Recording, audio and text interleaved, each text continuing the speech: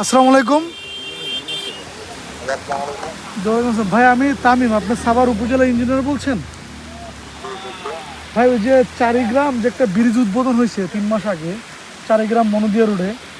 তো এই ব্রিজে দুই পাশে আপনার যে রাস্তা, দুই পাশের রাস্তা, হ্যাঁ ভাই কথা শুনতে পাচ্ছেন? ভাই ভাই বলছে আমি মোহাম্মদ তামিম ভাই। জি জি তামিম ভাই, একটু আপনার সাথে একটা পরামর্শ ছিল, মানে জানার দরকার ছিল। চারিগ্রাম যে 3 মাস আগে একটা আপনার ব্রিজ উদ্বোধন হয়েছে চারিগ্রাম মনোদিয়া রোডে। তো ওইটা রাস্তার দুই পাশে, মানে ব্রিজের দুই পাশে আর কি রাস্তা আপনার বিলে আর কি ধসে গেছে, বুঝছেন? 3 মাসের মতো হয়েছে এটা উদ্বোধন হয়েছে ব্রিজটা। আসসালামু আলাইকুম। আপনারা সকলেই জানেন যে পাথালিয়ার কুরগাঁও চারিগ্রাম টু হচ্ছে মনোদিয়ার যে একটা রাস্তা ছিল, এই রাস্তা নিয়ে এই অঞ্চলের মানুষের দীর্ঘদিনের ভোগান্তি ছিল। সেই ভোগান্তিতে হচ্ছে গত 2 থেকে 3 বছর ধরে এখানে কাজ চলতেছে। পরবর্তীতে কাজের 1 ধাপ 2 ধাপ 3 ধাপ করে করে এটা এখানে হচ্ছে দেওয়া রয়েছে। কমপ্লিট ডেট পার কন্ট্রাক্ট হচ্ছে 2025/4/2, অর্থাৎ হচ্ছে এপ্রিলের 2 তারিখ 2025 সালে হচ্ছে কন্ট্রাক্ট শেষ হওয়ার কথা। এটা হচ্ছে আপনার কন্ট্রাক্ট ভ্যালু হচ্ছে 3,72,00,000 টাকার। দুর্ভাগ্যবশতভাবে রাস্তার দিকে একটু যদি মুভ করো, রাস্তার দুই পাশে মানে বালি আর হচ্ছে এই যে খোয়া দিয়ে রাখার কারণে পুরোটাই নেমে গেছে, একেবারে পড়ে গেছে। এবং দুই পাশের ব্রিজ মানে দেখা যাচ্ছে কিনা জানি না, দুই পাশের ব্রিজ একদমই বলা যায় যে মানে হেলে পড়তেছে এমন একটা অবস্থা।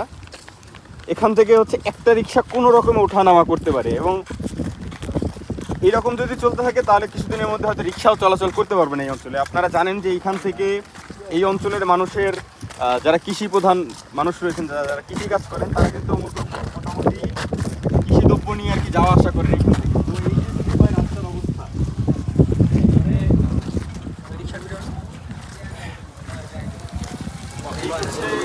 এই যে পুরোটা বালি, এই যে পুরোটা বালি আর হচ্ছে এইটার খোয়া, মানে এই আপনি পা দিলে পড়ে যাবে। এই যে পা দিলে হালকা পা দিলে এখন তো আমাদের যে ভয় যে রাস্তা তো গেছে, এই ব্রিজ কবে যায়? এই যে বর্ষার পানি, ব্রিজেরও অবস্থা খুবই খারাপ, টাল মাতলা, মানে কারণ পুরোটাই হচ্ছে বিলের জমি। তো বিলের জমিতে এরকম ভাবে ব্রিজ তো এভাবে দাঁড়ায় থাকবে না।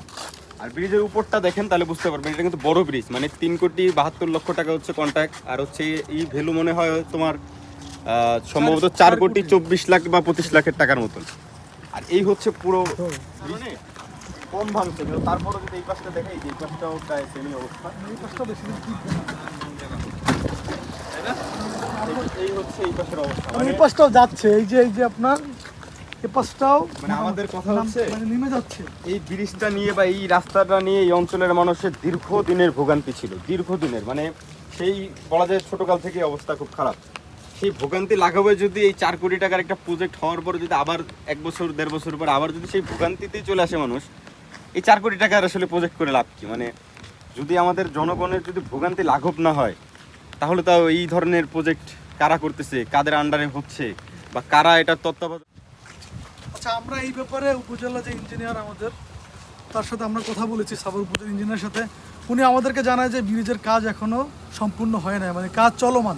কিন্তু আসলে আমরা যেটা দেখতে পাচ্ছি যে এখানে কাজ শেষ হওয়ার ডেট আপনার 2025 সালের 4 মাস, মানে এপ্রিল মাসের 2 তারিখে প্রজেক্ট কাজ শেষ হওয়ার টাইম ওইটা। তো আমরা আবার ব্রিজটি কিন্তু উদ্বোধন আপনার 3-4 মাস হয়ে গেছে। আমার প্রশ্ন হলো যে একটা ব্রিজ উদ্বোধনের পর তারা কিভাবে বলে যে এখনও ব্রিজের কাজ শেষ হয় নাই? আবার যদি ব্রিজের কাজ শেষ না হোক, তারা কিভাবে এরকম এই ব্রিজটা চলাচলের জন্য উন্মুক্ত করে দেয়, এবং এই যে রাস্তাগুলো আবার এই বেহাল দশা। তা আমরা আসলে স্থানীয় যারা নেতাকর্মী তাদের কাছেও প্রশ্ন রাখতে চাই যে এই ব্রিজ নিয়ে আপনাদের চিন্তা ভাবনাটা কী আসলে।